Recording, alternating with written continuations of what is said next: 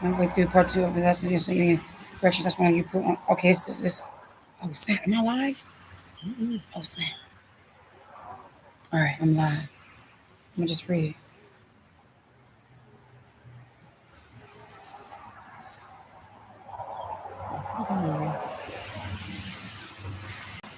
All praises.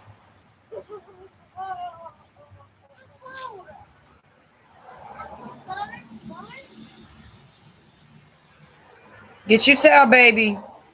Blessed be high on my soul is within me. Bless his holy set apart name. And Yeshua, the true and living word family. We shall be confident. We are made whole. We are going to share what the Father gave through prayer and spirit according to what time it is. And we're going to discuss it more, okay?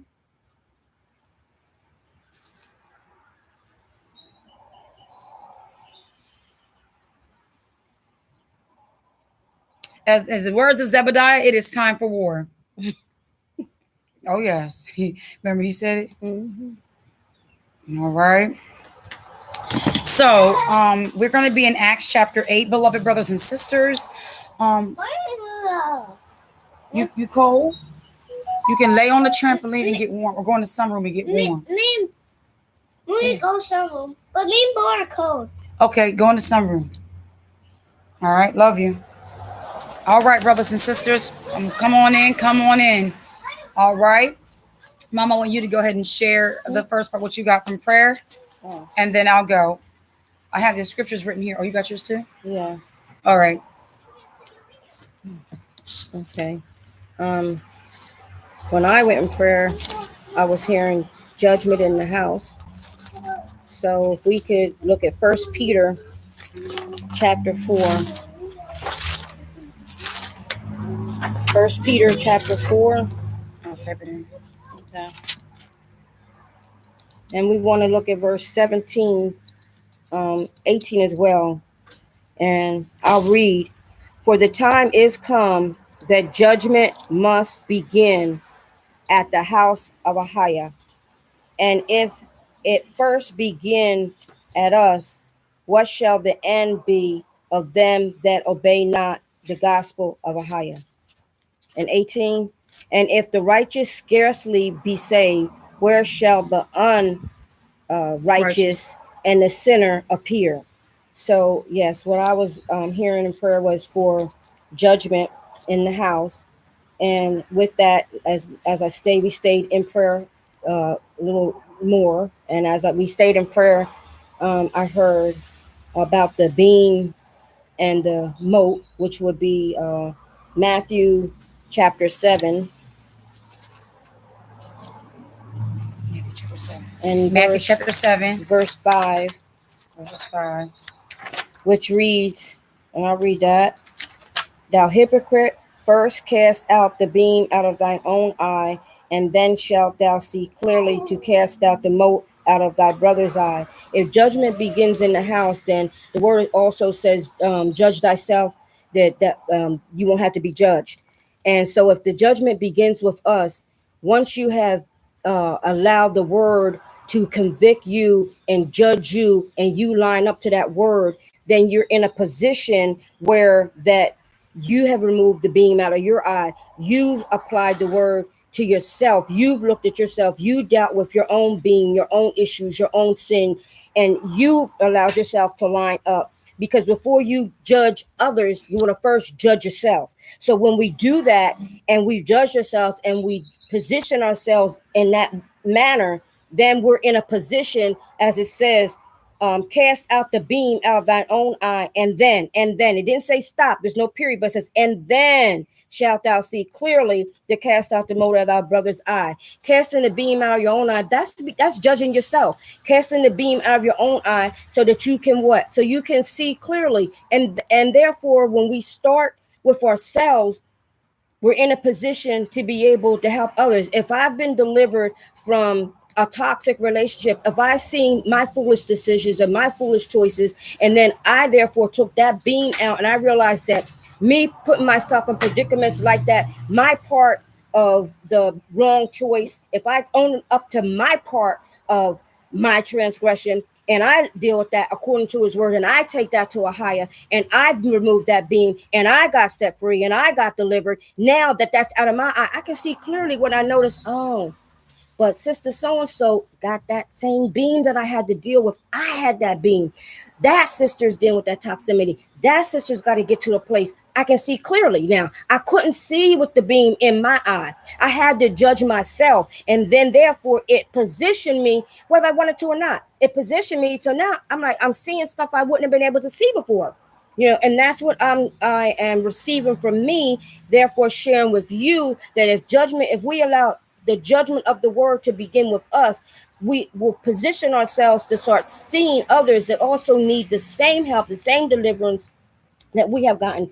And it ended with Matthew 12, stay in Matthew chapter 12. And if you go to verse 44, 12 and verse 44, we had addressed this earlier. I forget the sister's name, and she was talking about and also Adasa had mentioned about when those spirits leave, and even though they leave, they're going to wait a season, then they're going to come back. Verse 44 says, then he saith, I will return. This is talking about unclean spirits. So I'll start with verse 43. Says, when the unclean spirit is gone out of the man, he walketh through dry places, seeking rest, and findeth none.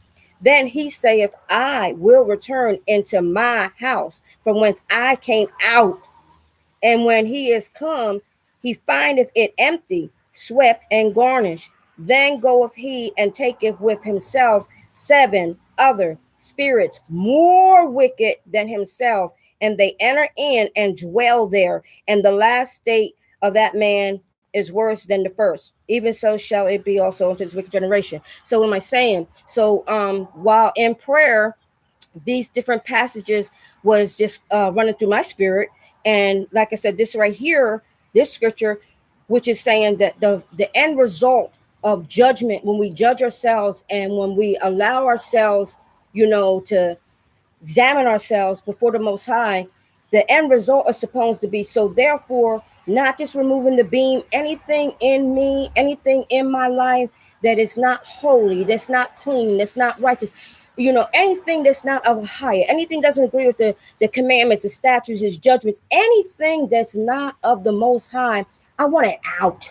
And when you get it out, it's not just enough to just say, okay, now it's gone. Then doing the steps to recover your spirit, to be in alignment with the spirit of the Most High.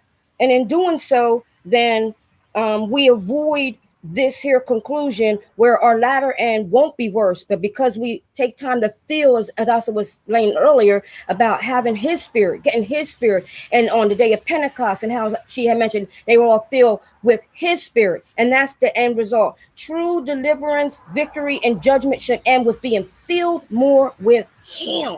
Yeah. Go ahead. All right. So, and then because of that, as the video is titled Acts chapter 8, we're going to talk about the time when the feeling. Now, mind you, family, I want you guys to get clarity on things. The Father in his gracious mercy, and we should rejoice for this. No, he's talking about judgment. It's basically his way of saying, let's clean out the house so that his spirit can come, because his spirit will not abide in a vessel that is filled with sin. So if we need his spirit to fill us, we got to make sure that our home we're getting things out. Now we're going to go to Acts chapter 8, beloveds. All right. Now, let me share what I got in prayer. Okay, so what I got in prayer was those that are making the stands to stand for righteousness according to the integrity of the Most High. Okay, they have integrity for the Father.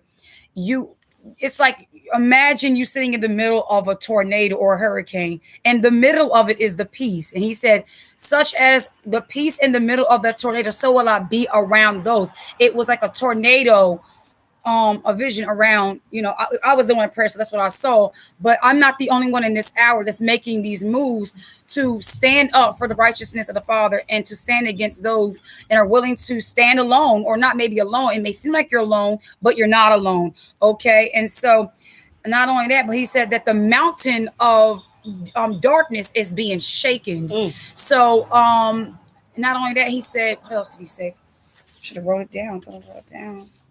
I didn't. I wrote everybody else's down.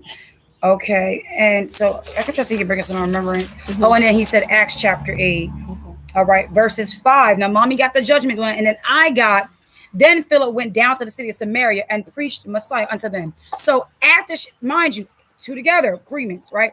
Spirit says judgment first. Then he says, then Philip preached. Now Philip, we're gonna read in this whole story.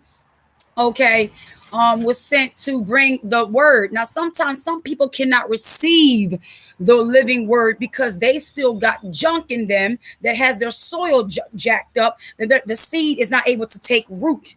And it's the engrafted word that is able to change the soul. All right, so let's begin with Acts chapter 1, beloved brothers and sisters. All right, and understand Acts chapter 1. Acts chapter 1 on down. 1 or 8? I'm sorry, 8. How do I do that? Acts chapter 8, verses 1. Okay. Anything we're addressing, beloved brothers and sisters, we're addressing the spirit. All right. This is spiritual warfare. We're coming for the spirits that have our people in bondage. What did you say again, Mom? Is POW? Oh, prisoners of war. So spiritual warfare, you're going to have casualties. You're going to have people who have been affected, by the war. In the natural, the casualties of war, the natural war, they pick up and take the casualty. Those that have been left and slaughtered and hurt and wounded, you get those wounded